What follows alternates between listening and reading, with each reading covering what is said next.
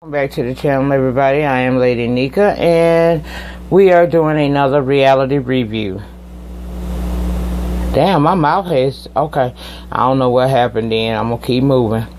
But anyway, tonight we talking about the Black Ink Crew Season 3, Episode 17, We Want Prenup. And I wish this shit would hurry up and end, because, child, I like these Black Ink bitches over here. But this shit is getting on my damn nerve. Now let's go back down here to South Carolina, where Duchess and C's are having their last dinner date, because they leaving in North Carolina. And he's saying now he's seeing her with her family. He see how close they are, but you know, he tell her he wish he had her upbringing, but he doesn't, you know. And he's saying in New York he got a business that could take care of a family, but she wants to try to make him move down here, and he not certain that's what he want to do, you know. She started crying and shit, talking about, you know, how much she miss her family and whoop de woo woo woo yada yada yada yada. And he give in to her. That's how she play him. I don't like this bitch because she manipulates him to make him do what she want him to do. But what's happening is he's starting to see her for her work, and he really not liking the person that she is, nor the person he's becoming being with her. So I'm not seeing a wedding, but okay, we ain't gonna start that shit. He told her that he'll go on and give in and move down there once they married. See, that, did you catch that? Once we married. I'm willing to bet y'all that they ain't gonna get married. Now, I told y'all some shit about the have and the have-nots. I see y'all ass found out that I was telling the truth. Nika knows, baby. I've been through a lot. But anyway, we see Sassy and Puma meeting up, and he tell her that Quanta and Tamia moved to Atlanta because they, you know, they don't feel safe there in New York anymore. They still on that shit about when Joe and Caesar came to that apartment to talk to Puma. Some reason this bitch want to feel like that they were threatening, and it was nothing threatening about that. But he's saying that, you know, he hoped that he can finish up business, you know, tie up those things that he need to tie up, and hopefully they'll move back. So we find out he ain't really got no intentions on moving to Atlanta. He hoping to make peace in the valley, secure her mind, and she'll come back. Did y'all notice how terrible he looked? Now, child, I know season 1 because the coins wasn't flowing in. The motherfucker looked like shit. But my thing is, now we into season 3. You done got a couple of paychecks from VH1 if nobody else. Why you still looking like that? And you can't blame the fact that, you know, you and Caesar fell out as being the reason why you lost your opportunity at Ink 124. You did that to your damn self. First of all, you being a business owner or an aspiring business owner, you don't want to do anything to tarnish your brand. And that's what you did, and the man said you did. That fight had people fearful of even coming to the shop, so he shut the bitch down on your ass. But he wasn't cruel because he gave you the opportunity to buy it. You is on some broke nigga shit by the look of your face. Child, you look just like Pookie of New York City. New Jack City. I swear he do. Y'all think I'm lying. But he talking about he gotta tie up some loose ends, and one of them is meeting up with Caesar, hopefully today. And he hoping if he can get things taken care of with Caesar, Quanta feels safe enough to want to come back. And Sassy say she ain't got no good feeling about that meetup, and me neither, because neither one of them is ready to have a conversation, at least not Puma, because Puma ain't even willing to accept responsibility for the things that he has done. Well, back at the shop, C's and Duchess return, and C's telling them about they went house hunting, and the others are like looking like for real, because I know them folks thinking like, what the fuck does that mean for us? I mean, you got a business down here, but you telling us you looking at properties down there. So I mean, are we gonna still be employed? And that's a valid question. And child, when he said that house was $2.5 million, walk, I got really confused, because he's sitting up there saying, hell, they having trouble getting heating and air conditioning in the damn Black Ink. But how can they afford a house like that? Well, the conversation switched over to Donna coming back to the shop, and everybody pointed old shit out because old shit is the one that brought her there. he oh shit took responsibility for it, and basically C just told him, just don't bring her back into my shop again. He didn't even go off like he could have went off about that blatant disrespect. He just told him don't do it no more, and oh shit agreed to it, and we moved on from that. So I guess in some ways it has been some kind of growth up in this bitch, because I remember a time just a season or two ago that would have started a fight too, because somebody would have been in their feelings about feeling like he trying to tell them what to do. Ooh, I told y'all I'm thirsty as hell. Been drinking that damn Hennessy like I done lost my mind, but it was my B-day. Alright, C's meet up with Med to tell him his decision as to if he's gonna buy Ink 124 or not. And Med says that he hated things went down the way they did between him and Puma, because he really did try to help Puma and groom him and offered him the business, but this motherfucker ain't came up to, to the table with no coins. He gave him adequate amount of time to liquidate his resources so he could, and he didn't do it. So he's asking C's, are you in or out? And C's are thinking about, this shop in North Carolina. You know what I'm saying? He don't want to be selfish. In actuality, he actually trying to show some growth, because he don't really want to just do Duchess, wrong or nothing like that.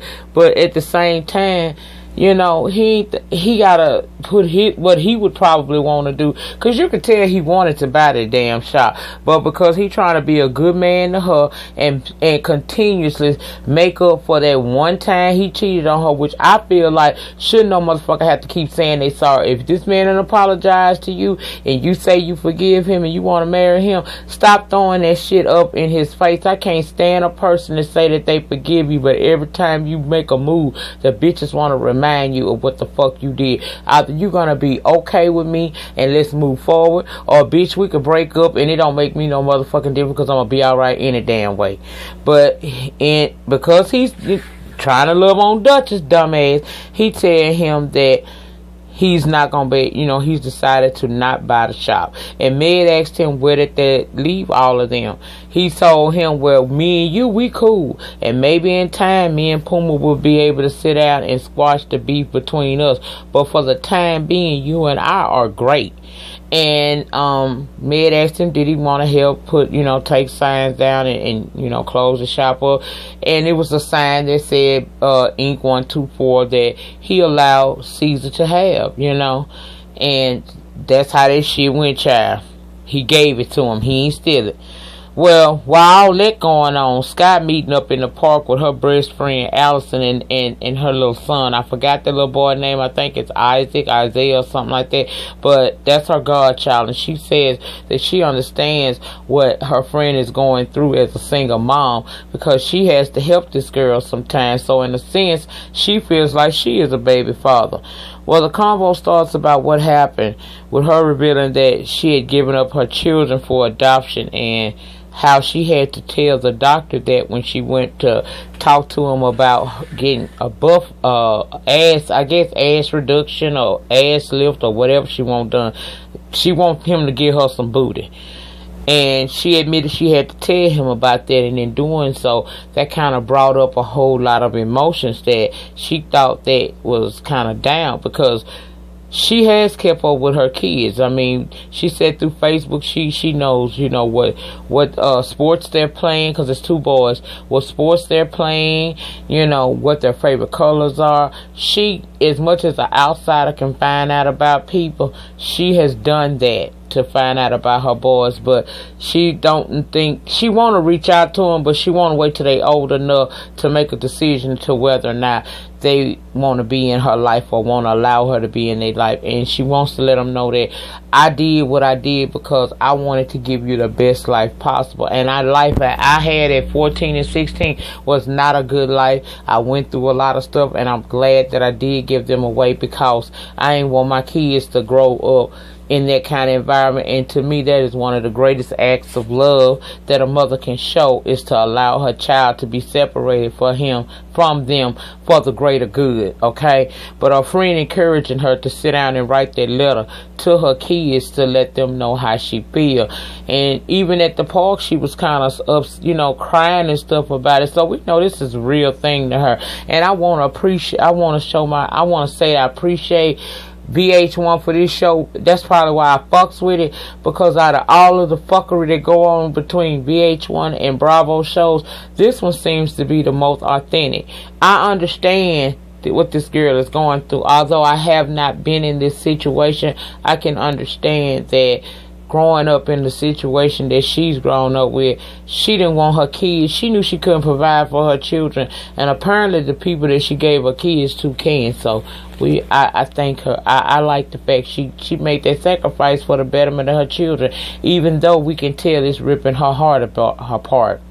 Well, C's comes back to the Black Ink Crew with the Ink 124 sign, and Dutch is sitting there with a fucking attitude because this bitch think that he done bought the stove. But he said he did not buy it, but Med gave him that sign and he wanted to keep it as a memorabilia, and he was going to put it up in his office.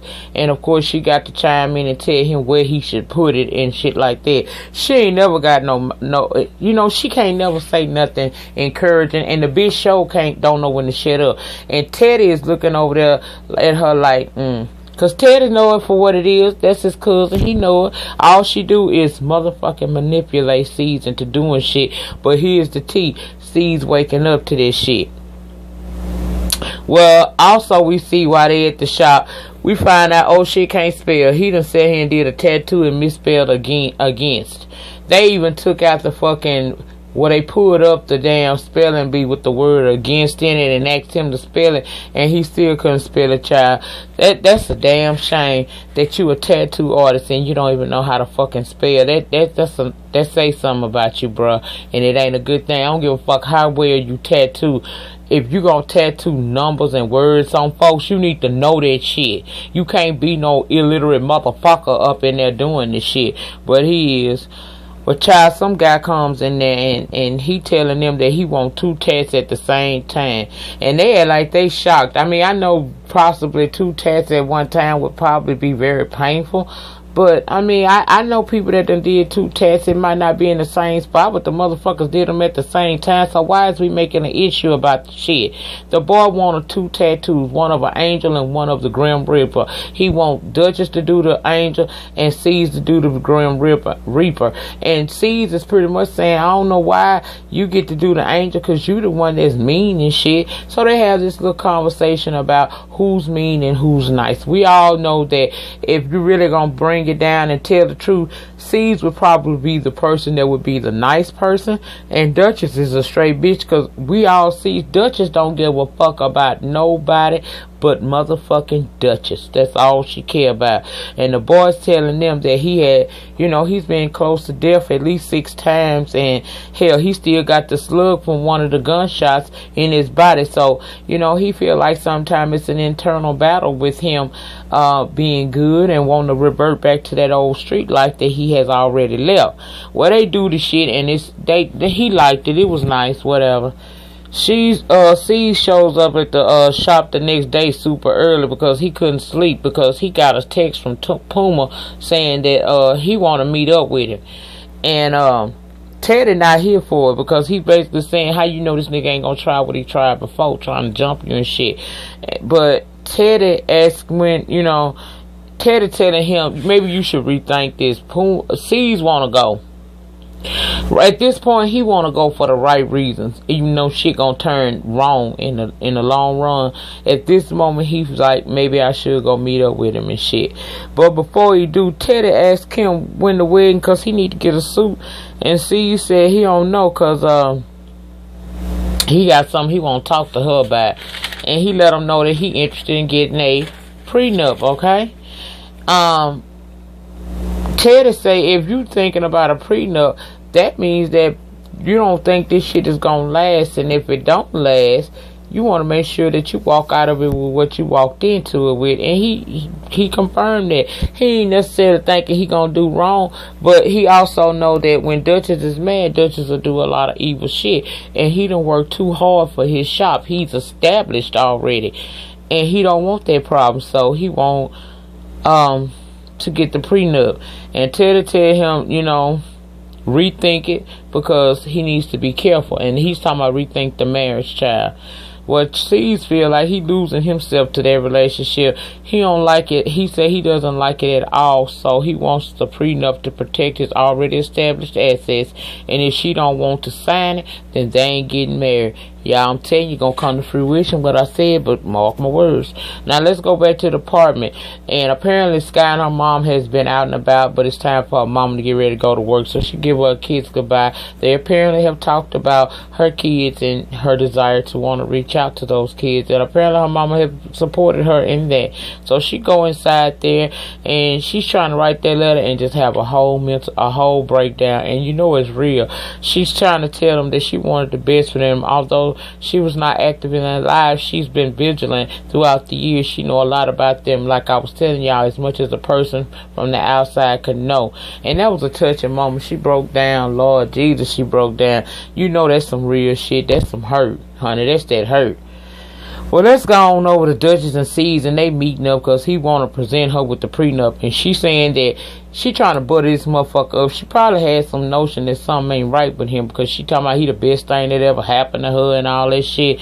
And she saying she got the call from the realtor from down in North Carolina about a shop in a better neighborhood. She talking about Black Ink is in Harlem and they do all right, but she want to get somewhere where they can feast at. Once again, down in this man's accomplishment, okay? She saying he told her that, you know, he hopes that everything does work out, and you know, but her shop will be her shop. She told him, my shop gonna be our shop, just like your Black Ink is our shop. And that's when the fucking life drained out of him, because that ain't how he see things. And I don't blame him. That ain't how you supposed to see things. That is not our shop. You just his girlfriend / fiance. That shit was already going before you. Okay, so I don't think it's fair for you to think because you hooked up with him now that you a part of it. You wasn't there in the beginning when he had to work his ass off to get that place. So that's not your shop. You shouldn't see things like that.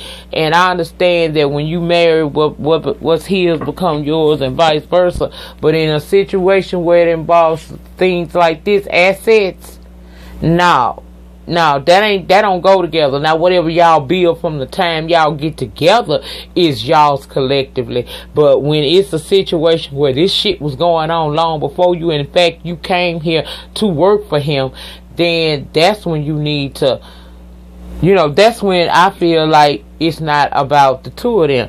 And I also went here for the fact that, and I was here like, see, girl, I helped you perfect your craft. You came down here because she threw up in his face. She came down there with a BMW. You had a old model motherfucking BMW.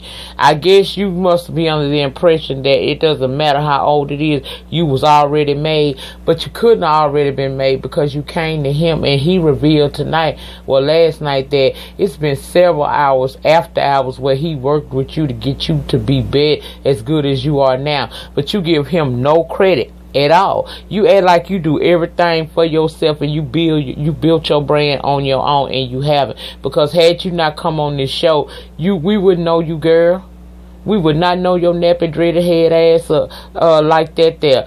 Bitch, you get on my motherfucking nerves. You so fucking selfish, and I'll be glad when we see him leave your ass, because you don't deserve him. Now, he a whole cake ass nigga too, but bitch, you selfish as fuck, and you don't deserve to be a part of his life in that fashion, because we see you for your work. If he do something wrong, you gonna go for his business, and he ain't no fool, and I don't blame you. See, get that prenup or don't marry the bitch. That's how that go.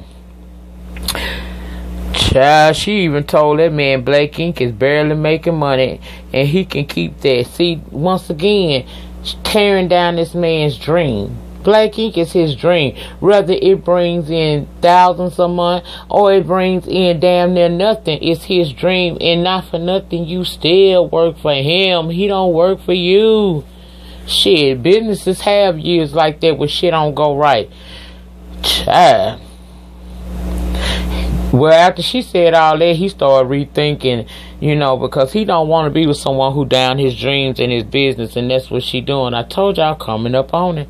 Well, next, Puma meet up with C's, but before he arrives, he's saying that he and C's were best friends, and he talked down on his marriage and shit. I don't remember C's really talking down on his marriage, but that's what he's saying. He's saying he not trying to be friends with him. He just want a smooth separation so that his family can feel safe and want to come back to New York. I told you he ain't trying to go out there where that girl is. Well, C's is headed to the meeting for a good reason, but the more he think about what all Puma done did to him and the disrespect and trying to jump him and his girl, he getting madder and madder, child. He said 15-year friendship, but he can't get past the fact how Puma did him when he provided food for him and his family, and Puma tried to jump him, and the closer and closer he get, the more angry he gets. So by the time he arrived at that place, Puma is sitting there having a drink, and he just walk up to him and tell him, "I'm gonna give you the opportunity that you didn't give me. Stand up." He let him know they finna fight. Puma looking like he don't know what the fuck the motherfucker saying. You from New York, you know what that lingo mean, bitch. That mean get up, cause we about to square up, okay? That's what the fuck that shit mean. And they did square up. But I can tell you this, Puma might talk that shit, but he ain't about that life, cause it looked like if it wasn't for the fucking VH1 security, he would have got his ass whooped out the fucking frame. Do you hear me? So this didn't resolve anything. They not in a place where they wanna really talk to each other, and I think Puma is still never gonna get to a point where he can accept responsibility for what he's done. So that wasn't one of them situations where you can meet up and beat each other's ass and be all right with it. If they would have actually been able to fight, it would have gotten worse, because Puma would have felt played, because he would have got his ass whooped, and of course he would have probably came back with help. So I'm glad that didn't come to fruition for them. They did get into it, and I think maybe that C's did reach out and touch his ass, but it wasn't like that, okay? Child, on the last clip, we see oh shit asking Duchess where her ring is. Now, this bitch didn't even realize the ring had slipped off her finger, talking about the motherfucker don't fit. Okay, well, bitch, y'all done been to North Carolina and everywhere else, all to the water park. You mean to tell me y'all couldn't go in there and pay $8 to $10 to get the motherfucking ring size right so it wouldn't slide on and off your finger? C's was sitting there like, you best to find the shit, cause ain't no insurance on it, and I'm not buying another. So she go out there and she find it in the back trunk of her car and come back in, and child, that was it. Y'all, in the meantime, in between time, please like, comment, subscribe. I'll see you guys for next week's episode of this bullshit. Peace out.